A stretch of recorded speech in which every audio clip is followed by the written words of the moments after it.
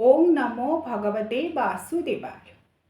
जय जगन्नाथ दर्शक बंधु, आज आसती भिडियो आम आलोचना करवा घरे जितेबाला सका ठाकुर पूजा आपण मैंने करेंगे क्यों सहज सरल भाव में क्यों नियम विधि में ठाकुर पूजा करेंगे।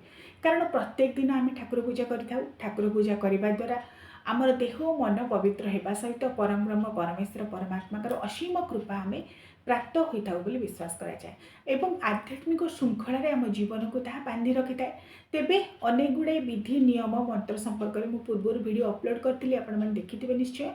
आज आसतु आलोचना करवा किछि सहज सरल नियम संपर्क में जो नियम को समस्ते मानिपारे। अंततः यही किछि सहज सरल नियम को मानि जदि आपण माने ठाकुर पूजा करेंगे ताहले मध्य निज मन में गोटे संतुष्टि भाव आसवा सहित आम किछि विधि को अनुसरण करी ठाकुर पूजा करिपारुछि बोली अंततः आम मध्य गोटे आत्मसंतुष्टि भाव आसिबो। काहेकि जी निर्गुण निराकार ब्रह्म तांकर विविध सगुण साकार स्वरूप मानक आम जितेबाला पूजा करिथाउ वैदिक शास्त्र ठारू आरंभ करी अनेक शास्त्र पुराण मानक यह संपर्क में अनेक विधि पद्धति कथा मध्य आलोचना करा जायछि। ऋग्वेद ठारू आरंभ करी प्रत्येकटी वेदरे चारि वेदरे एवं उपनिषद पुराण मानक विविध विविध व्यवस्था मध्य रही। तेबे साधारण गृहस्थटीए सहज सरल भाव में किपरि भाव में पूजा करिब। कारण एते कष्टकर मंत्र एते कष्टकर पद्धति को अवलंबन करने सदा सर्वदा संभवपर नुहे। तेणु आज आसतु आलोचना करवा केउ किछि सहज सरल नियम अवलंबन करी आपण माने ठाकुर पूजा करें एवं यही पूजा करने द्वारा अंततः पूर्ण फल प्राप्त हो विश्वास करा जाए। तेबे गोटे कथा मुझे कही रखे जहाँ भी पूजा आपण मैंने करंतु जदि अंत भाव में आपणकर श्रद्धा विश्वास भाव भक्ति ना तेबे सही पूजा को ठाकुर ग्रहण करते ना बोली विश्वास करा जाए। तेणु जो पूजा पद्धति को आपण अवलंबन करूँ आपण पक्षे जहाँ किसी संभवपर ताको अवलंबन करूँ मात्र निज हृदय में विश्वास को रखु। विश्वास मिलई हरि तर्के बहु दूर बोली विश्वास करा जाए। तेणु विश्वास को रखु श्रद्धा भाव को रखु आंतरिक भाव को रखु समर्पण भाव को रखु ता सहित जेकोसी पूजा पद्धति को अवलंबन करूँ। तेरे दर्शक बंधु आसतु जाना केते गुड़े सहज नियम संपर्क में आम जितेबाला सका ठाकुर पूजा कर साधारणतः ठाकुर पूजा कर समय हूँ ब्रह्म मुहूर्त 5टा ରୁ 6टा मध्य ठाकुर पूजा कर प्रकृष्ट समय। जदि कौन सी कारण आपण मैंने 5टा ରୁ 6टा मध्य पूजा करना तेज अति बेसी 7:30 मध्य ठाकुर पूजा सारीदेवाई चेष्टा करेंगे। सकाल समय ब्रह्म मुहूर्त वायुमंडल में आध्यात्मिक तरंग विशेष भाव में प्रखरित हो रही है बोली विश्वास कराए। तेणु जिते सब पूजा जप तप यज्ञ होम यू को सकाल समय विशेष भाव में ब्रह्म मुहूर्त करने शास्त्र निर्देश दि जाएगी। तेणु सकाले प्रथम कार्य होउची जितेबाला नित्य व्यवहार्य कार्य आपण मैंने संपन्न करेंगे स्नान करेंगे और स्नान पर ठाकुर घर को आसवे। ठाकुर घर को प्रवेश करने पूर्व अंततः 3 थर एपरी भाव में ताली मारे किंबा जदि छोटिया घंटी रखिथे घंटी को बजेबे। कारण सीधा सड़क भाव में ठाकुर घर को प्रवेश करने उचित नुहे। ठाकुर मैंने निद्रा जाइए आम जपरी यथा जीवे तथा देवे न्याय ठाकुर को भावी था सेहीपरि तांकर नित्य पूजा मध्य सही न्याय करिथाउ। जदि जो निर्गुण निराकार ब्रह्मकर यह किसी आवश्यकता न थाए मात्र आम जेहेतु तांको घरे रखिकी पूजा करुचे आम मानव मैंने जहाँ जहाँ करुचे जेपरी भाव में करुचे अंततः से किसी नियम को मानी ठाकुर को मध्य आम सेहीपरि दृष्टि देखी प्रभु एपरी खाऊचंती प्रभु एपरी शोचंती प्रभु एपरी कार्य करुचंती बोली सही नियम को आम अंततः मानिबा उचित। तेणु ताली बजेई बा घंटी बजेई ठाकुर घर प्रवेश करेंगे। ठाकुर घर प्रवेश करने पर ठाकुर घर को भल भाव में परिष्कार करदे पोछीदेवे एवं जहाँ जहाँ आपणकर ठाकुर बासन थी जदि पूर्व रात्रि माजिकी रखिथे भल कथा नचेत गाधे सारापर आपण मैंने माजी पारे। प्रथमे जहाँ जहाँ ठाकुर पूजापी आवश्यक सामग्री ताकू सजेकी रखिए। नित्य व्यवहार्य पितलर सामग्री तंबार सामग्री जहाँ जहाँ ठाकुर पूजापी आवश्यक बासन कुसन यह सब को भल भाव में परिष्कार करेंगे। ठाकुर को स्नान कराइवाई जल को प्रस्तुत करेंगे और सही जल में किसी गंगा जल कि चंदन कि जायफल कर्पूर यू को पकाइबे एवं 2टी बाल्टी ढाल रखिए।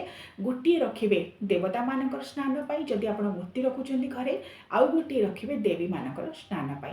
जदि आपण घरे शालग्राम रखिंट चतुर्था मूर्ति को रखिंट एवं माँ लक्ष्मीकर पितल मूर्ति को रखी पूजा करुँच माँ देवी दुर्गांकर वन दुर्गा मूर्ति अष्टभुजा मूर्ति स्वरूप को रखी पूजा करुँच बाल गोपाल को रखिंट जदि आपण मैंने मूर्ति रखिंट ताहले तांकर विशेष भाव में प्रत्येक दिन स्नान कराइबा आवश्यक होता है।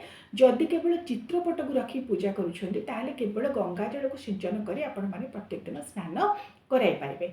तेणु ठाकुरंक पई जल को प्रथमे सजाड़ी रखिबे। तापर कौन करेंगे ना जोठारे आप पूजा करेंगे पूर्व दिग को मुख करके पूजा करने उचित बोली मुझे गोटे भिडियो कही जेपरी भाव में आपण मैंने पूजा करेंगे घर ठाकुर मुख जेपरी भाव में पश्चिम दिगरे थी आपणकर मुख पूर्व दिगरे थी। तेणु पूर्व दिग को मुख करी आसन पकेबे केबे तले बसिक पूजा करेंगे नहीं एक कथा प्रति दृष्टि देवे कि ठिया होगी केबे भी पूजा करेंगे नहीं शास्त्र में या निषेध करा जायछि। तेणु प्रथमे आसन पकेबे से आसन सफा और परिष्कार होगा आवश्यक। आपण मैंने कुशर आसन पकई पारे शास्त्र में कुशर आसन कथा कहुई कि काष्टर पीढ़ा काठर पीढ़ा पकई पारे नचेत आपण मैंने आजिकल बजार मिलूँ कपड़ा बा कनार आसन को पकई पारे। आसन पकईकि निजे बसवा पर प्रथमे निजक शुद्ध करेंगे। आपण मैंने तो गाधेकी आसी गाधेवा द्वारा शरीर शतकड़ा 100 भाग शुद्ध हो जाए बोली विश्वास करा जाए। तेबे जेहेतु विधि रही कौन करेंगे ना जो तंबा पात्र आचमन पात्र आपण मैंने आनी जल से जल किसी निज मस्तक सिंचन करेंगे 3 थर श्री विष्णु श्री विष्णु श्री विष्णु बोली कहे। जदि आप पवित्रीकरण मंत्र जानी ना किसी असुविधा नहीं अपवित्र पवित्र बा मंत्र को उच्चारण कर साधारणतः पवित्रीकरण करा जाए निजको निज देह को भूमि को आसन को पवित्रीकरण मंत्र द्वारा शुद्धपूत करा जाए। तेबे जदि भी आपण कौन मंत्र जानी ना मन रखिए प्रभुंकर श्री विष्णु नाम को बा गोविंद माधव नाम को स्मरण करी आपण मैंने निजको शुद्ध करेंगे भूमि को शुद्ध करेंगे आसन को शुद्ध करेंगे 3 थर लेखाएं जल को सिंचन करेंगे निज मस्तक 3 थर भूमि अर्थात जो आसन उपर आप बसी से आसन में 3 थर जल ढाइबे एवं ता सहित जो थे आप बसी तार चतुर्दिग को ठाकुर आगपट तो आप पोछीदेवे तथापि 3 थर जल से सिंचन करेंगे अर्थात सर्वत्र परिष्कार करेंगे ठाकुर सम्मुख भाग आपणकर चारिपार्श्व एपरी भाव में श्री विष्णु श्री विष्णु श्री विष्णु अर्थात बा माधव नाम को उच्चारण करी प्रथमे पवित्रीकरण करेंगे। तापर पूजार विधि हूँ घंटी और शंख को पूजा करेंगे। घंटी और शंख को पूर्वर धोईकी भल भाव रखिथे से गंगा जल टी पकेबे टी चंदन देवे टी पुष्प देवे। प्रथम ठाकुर पूजार नियम हूँ घंटी और शंख को पूजा करेंगे। जो घंटी को बजे आप ठाकुर घरे प्रवेश करेंगे गोटे अलग छोटिया घंटी रखिथे से ठाकुर पूजार घंटी नुहे ठाकुर पूजा उद्दिष्ट जो घंटी आपड़ जो घंटी बजे ठाकुर पूजा करेंगे भोग करेंगे ताहा हूँ अलग घंटी। ठाकुर पूजा बेले क्यों घंटी व्यवहार करेंगे ए संपर्क में गोटे वीडियो मुझे अपलोड करी जेपरिक भाव में विशेष भाव में गरुड़ घंटीर प्रचलन हुए कारण आमर गृहस्थ मानकर आराध्य देवता होती लक्ष्मीनारायण तेणु आम गरुड़ घंटी को व्यवहार करूँ। ता सहित वृषभ घंटी गणेश घंटी माँ शक्ति उद्देश्य सादा घंटी को मैंने व्यवहार करेंगे। तेणु प्रथमे चंदन किछि पुष्प गंगा जल ये सब को देगी घंटी और शंख को पूजा करेंगे। जो शंख को आपण मैंने पूजा करेंगे से शंख हूँ बामावर्ती शंख जो शंख को आपण मैंने बजेबे बामावर्ती शंख को बजा जाए दक्षिणावर्ती शंख को पूजा करा जाए। दक्षिणावर्ती शंख तो आपण मैंने ठाकुर खटुली रखिथे परदा पड़ी ठाकुर कारण रात्र पहड़ नीति आप संपन्न करेंगे। तेणु प्रथमे बामावर्ती शंख को बजेबा शंख को टिके चंदन एवं पुष्प एवं गंगा जल देकी पूजा करदेवे। घंटी शंख पूजा करने पर ठाकुर को निवेदन करेंगे प्रार्थना करेंगे जनाण करेंगे श्लोक जदि आप जानते उच्चारण करेंगे एवं डाकिबे हे प्रभु हे परम ब्रह्म परमेश्वर परमात्मा आपण सकल रूपरे आपण विविध रूपरे सगुण रूपरे विद्यमान होई मोर गृहरे विराजमान करछंती प्रभु आपण उठिबा हुंतु। एहिपरि भाव में आपण मन में जो भावना आसुची प्रभु उद्देश्य स्मरण करी प्रभु को निद्रार उठा जागृत होगापी आप प्रथम नवेदन करेंगे कारण नवेदन भाषा प्रभु भल भाव में बुझती बोली विश्वास करा जाए। तेणु देव देवी जहाँकर मूर्ति बा चित्रपट आप ठाकुर घरे रखिंट खटुली रखिंट उद्देश्य प्रथमे क्षमा प्रार्थना करी निद्रारू जागृत होगा निमित्त आत्मनिवेदन करेंगे। तापर परदा को खोलिबे परदा को खोलिबा परे जदि आपण चित्रपट को रखी पूजा करुछंती जो गंगा जल रखिथिबे से गंगा जल किछि किछि सिंचन करदेबे। मंत्र जदि जानिथिबे प्रभुंकर मंत्र को उच्चारण करी तांकर बीज मंत्र को उच्चारण करी तांकर स्नान कराइबे। जदि आपण मूर्ति मान को रखिछंती शालग्राम को रखिछंती बाल गोपाल को रखिछंती माँ लक्ष्मीकर पितल प्रतिमा रखिछंती तेबे तांकर विशेष भाव में स्नान कराइबाको पड़े। लक्ष्मी नारायणकर मूर्ति जदि रखिथिबे मध्ये तांकर मध्ये विशेष भाव में स्नान कराइबाको पड़े। प्रत्येक दिन आपण जदि स्नान कराउछंती मूर्ति को रखिकी ताहले जेपरि भाबरे मु कहली किछि जल किछि गंगा जल किछि चंदन किछि कर्पूर किछि जायफल किछि फूल एई सब को नहीं प्रभुंकर स्नान कराइबे। गोटे पितल थाली नहीं जिबे, पितल थाली रे प्रभुंकर मूर्ति को रखी बा मांकर मूर्ति को रखी तांको स्नान कराइबे। प्रथमे पद, तापरे हस्त, तापरे वक्ष देश, तापरे मस्तक, तापरे सर्वत्र श्रीअंग एहीपरि विधि रे तांकर स्नान कराइबे। एवं जदि मांकर देवी मूर्ति रखिछंती, माँ दुर्गा को रखिछंती, माँ लक्ष्मी को रखिछंती बा अन्य कोनोसी आपणकर कुल देवी आराध्य देवी इष्ट देवी रहिछंती तांकर तले स्नान कराइबे किछि हळदी एवं किछि अणा गुंडा मध्ये पकाई पारिबे। स्नान कराइबा पूर्व मध्ये गोटे विशेष विधि रही मार्जना। जदि आपण चाहिए आपणकर समय होची ठाकुर पूजा पे आपण विशेष समय मध्ये देई पाउछंती ताहाले चंदन चुआ केसर कर्पूर ए सब को देकी मध्ये मार्जना प्रथमे करा जाए। देवी मूर्ति मानकु हळदी देकी मध्ये मार्जना करा जाए। तेणु प्रथमे मार्जना कराई तापरे एही विधि रे स्नान कराइबे। विशेष दिन मानकर आपण चाहिए मध्ये पंचामृत रे स्नान कराई परिबे।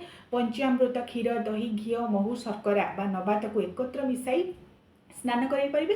नचेत अलग अलग भाव में क्षीर को अलग दही को अलग तापरे घी महू नबात को अलग अलग भाव में स्नान कराई परिबे ताकू देकी ठाकुरंकर श्रीअंग रे। तेणु स्नान कराई सारिबा परे भल भाव श्रीअंग को पोछि देबे, ठाकुर को वस्त्र देबे, आस्थान रे बसाइबे। आस्थान रे बसाइबा परे तापर क्रम होउची चंदन देबे। देवी मूर्ति को सिंदूर देबे एवं देवता मूर्ति को चंदन देबे। चंदन अर्थात गंध, पुष्प, धूप, दीप, नैवेद्य ये हूँ आमर पंचोपचार विधि। साधारणतः गृहस्थ जीवन में आम जिते देवी और देवता को ठाकुर घर रखी पूजा करूँ यही पंचोपचार विधि अनुसार ही पूजा करता। तेणु प्रथम स्नान पर चंदन बा गंध, तापर देवे पुष्प, नानाविध सुवासित पुष्प जहाँ आपण पाखे उपलब्ध पुष्प देवे। प्रभु श्री नारायण जो अलग मूर्ति रखी पूजा करुवे, शालग्राम को रखी पूजा करुवे निहाती भाव तुलसी देवे। प्रभु श्री शिव शंभु शंकर जो लिंग बा नर्मदेश्वर शिवलिंग को रखी पूजा करुवे बेलपत्र देवे। माँ दुर्गा को रखी बेलपत्र देवे। जहाँ आपण पाखे उपलब्ध भक्ति भाव में आनी प्रभु को देवे। ता सहित माँ लक्ष्मी जदि धड़ा फूल पाउचंती धड़ा फूल निश्चित भाव में देवे। माँ लक्ष्मी धड़ा फूल अतीव प्रिय। चतुर्धा मूर्ति को जब रखिंट तुलसी मत देवे। तेणु देवी देवता जहाँ जहाँ प्रिय पुष्प फूल ए संपर्क वीडियो मुझे अपलोड करी आपने चाहिए मत देखिपारे मो चैनल। तेणु यू भाव में पुष्प देलापर गंध पुष्प पर धूप, धूप जितेबाला देवे 3टी देवे ना 5टी देवे। धूप पर क्रम हूँ दीप। साधारणतः ठाकुर पूजा बेले मन रखिए गुआ घीर दीप देवे। गुआ घीर दीप प्रज्वलित होगा द्वारा समस्त प्रकार नकारात्मक शक्ति दूरीभूत हो जाए बोली विश्वास करा जाए। किछि दर्शक प्रश्न करते आम पाखे जदि गुआ घी उपलब्ध नहीं ताले आम कौन करूँ? आम सोरिष तेलर दीप बा राशि तेलर दीप जाली पारिबु कि नहीं? अति आवश्यक स्थले आपण मैंने जाली पारिबे, किंतु मु तेलर दीप जालिबा आपको केबे भी कहबी नहीं। कारण तेलर दीप साधारणतः ग्रह शांति उद्देश्य नवग्रह शांति उद्देश्य जला जाए। तेणु मन रखिए गुआ घीर दीप छोटिया दीपटी हो बर गुआ घीर दीपटी जालिबा चेष्टा करेंगे। पितल दीप दे पारती बा माटीर दीप दे पारती, किंतु माटीर दीप थरे देले आउ ता द्वितीय थर ताको व्यवहार करा जाए नहीं। पितल दीप आप वर्ष सारा दे पारिबे। माटीर दीप गोटे थर ही दिज्व तार पूर्ण व्यवहार करा जाए नहीं। तेणु दीप देवे। दीप जितेबाला देवे दक्षिण पूर्व कोण अर्थात आग्नेय कोण रखिए। तेणु गंध पुष्प धूप दीप पर नैवेद्य आपण जहाँ नैवेद्य आकार प्रभु को दौरान भक्ति भाव में समर्पण करेंगे। ठाकुर पूजा केतोटी भोग थाली लगे किसी दर्शक प्रश्न करते संपर्क स्वतंत्र भाव में गोटे वीडियो मुझे अपलोड कर आपण जिते देवी देवता मूर्ति बा चित्रपट को रखिंट से अनुसार आप भोग थाली देवे। जपरिक आप प्रत्येक दिन कलश बसाऊँ ठाकुर घर अनेक स्त्री लोक घरे कलश बसाई था कहीं घर मंगल सर्वविध मंगल कलश बसा जाए। कलश जब रखुच्च स्वतंत्र भाव में गोटे थाली देवे, गोटे थाली भोग देवे।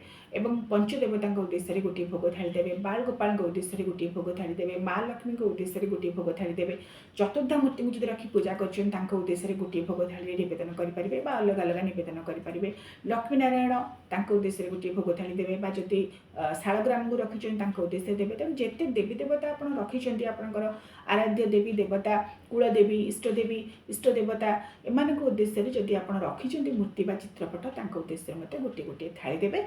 नचेत जदि एत भी आप सुविधा करें निश्चित भाव में माँ लक्ष्मी गोटे अलग बाल गोपाल गोटे अलग आउ सबू देवी देवता उद्देश्य चिंता करी आउ गोटे बड़ थाली दे पारे। ତିନୋଟି ଥାଳି, ପାଞ୍ଚଟି ଥାଳି, ନଚେତ ଆପଣଙ୍କର ସୁବିଧା ଅନୁସାରେ ଆପଣ ଅଯୁଗ୍ମ ସଂଖ୍ୟା କ୍ରମରେ ଥାଳିକୁ ରଖିବେ। ଧୂପ, ଦୀପ, ଭୋଗ ଥାଳି ସଦାସର୍ବଦା ଅଯୁଗ୍ମ ସଂଖ୍ୟା କ୍ରମରେ ହିଁ ରଖିବା ଆବଶ୍ୟକ। କାରଣ ଶାସ୍ତ୍ରୀୟ ନିର୍ଣ୍ଣୟ ଅନୁସାରେ ପୂଜାରେ ସାଧାରଣତଃ ଅଯୁଗ୍ମ ସଂଖ୍ୟାକୁ ହିଁ ବିଶେଷ ଭାବରେ ଗୁରୁତ୍ୱ ଦିଆଯାଇଥାଏ। କାରଣ ପୂଜାରେ ଅଯୁଗ୍ମ ସଂଖ୍ୟାର ବ୍ୟବହାର ହେବା ଦ୍ୱାରା ଆମ୍ବପତ୍ର ହେଉ, ଧୂପ, ଦୀପ ବା ଭୋଗ ଥାଳି ହେଉ, ତାହାର ଗୋଟିଏ ସକାରାତ୍ମକ ପ୍ରଭାବ ଆସିଥାଏ ବୋଲି ମୋତେ ବିଶ୍ୱାସ କରାଯାଏ। ତେଣୁ ଭୋଗ ଦେବେ, ଆପଣ ଚାହିଁଲେ ଭୋଗ ପରେ ପରେ ତାମ୍ବୁଳ ବା ପାନ ଦେଇପାରିବେ। କାରଣ ଆମର ଯେମିତି ମହାପ୍ରଭୁ ଶ୍ରୀ ଜଗନ୍ନାଥ ପାନ ରସିକ, ପ୍ରତ୍ୟେକ ଦେବୀ ଦେବତାଙ୍କୁ ମଧ୍ୟ ପୂଜା ପରେ ପାନ ଦିଆଯାଏ। ଆପଣ ଚାହିଁଲେ ପ୍ରତ୍ୟେକ ଦିନ ମଧ୍ୟ ଗୋଟିଏ ପାନ ଭାଙ୍ଗି ସର୍ବ ଦେବୀ ଦେବତାଙ୍କ ଉଦ୍ଦେଶ୍ୟରେ ମଧ୍ୟ ସମର୍ପଣ କରିପାରିବେ। ଏବଂ ଯେଉଁ ବିଶେଷ କଥାଟି ରହିଛି, ଭୋଗ ପରେ ହିଁ ଆପଣ ଆଳତି କରିବେ। କିଛି ଦର୍ଶକ ପ୍ରଶ୍ନ କରିଥିଲେ ଆମେ ପୂଜା ଆରମ୍ଭରୁ ଆଳତି କରିବୁ ନା ପୂଜା ଶେଷରେ ଆଳତି କରିବୁ। ଦୁଇ ପ୍ରକାର ଆଳତି ରହିଛି। ଆପଣ ଯଦି ମଙ୍ଗଳ ଆଳତି କରିବାକୁ ଚାହୁଁଛନ୍ତି, ଯେତେବେଳେ ଘଣ୍ଟି ବଜେଇକି ଠାକୁର ଘରେ ପ୍ରବେଶ କରିବେ, ଠାକୁରଙ୍କୁ ତାଳି ବାଜେଇକି ବା ପ୍ରାର୍ଥନା କରିକି ନିଦ୍ରାରୁ ଉଠେଇବେ, ସେତେବେଳେ ଆପଣ ମଙ୍ଗଳ ଆଳତି କରିପାରିବେ।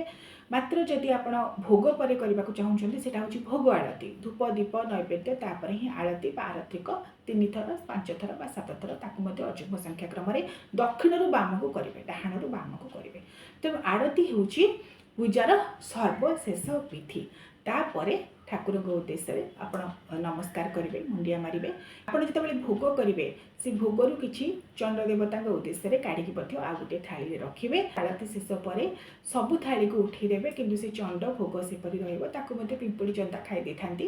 ତେଣୁ ସେଇ ଥାଳିକୁ ସେପରି ରଖିବେ, ଅନ୍ୟ ଥାଳି ଗୁଡ଼ିକୁ ଉଠେଇଦେବେ, ସେହି ସ୍ଥାନରେ ପାଣି ପକାଇ ଦେଇକି ଭଲ ଭାବରେ ତାକୁ ପୋଛିଦେବେ ବା ଶୋଧ କରିଦେବେ ଏବଂ ପ୍ରଭୁଙ୍କ ଉଦ୍ଦେଶ୍ୟରେ ପ୍ରାଣିପାତ କରି ଠାକୁର ଘରକୁ ବାହାରକୁ ପଳେଇ ଆସିବେ, ଠାକୁର ଘର କବାଟ ଦେଇଦେବେ। ଇଏ ହେଉଛି ସହଜ ସରଳ କିଛି ନୀତି ନିୟମ, ଯେଉଁ ନୀତି ନିୟମରେ ଆପଣ ପ୍ରତ୍ୟେକ ଦିନ ସକାଳେ ଠାକୁର ପୂଜା କରିପାରିବେ।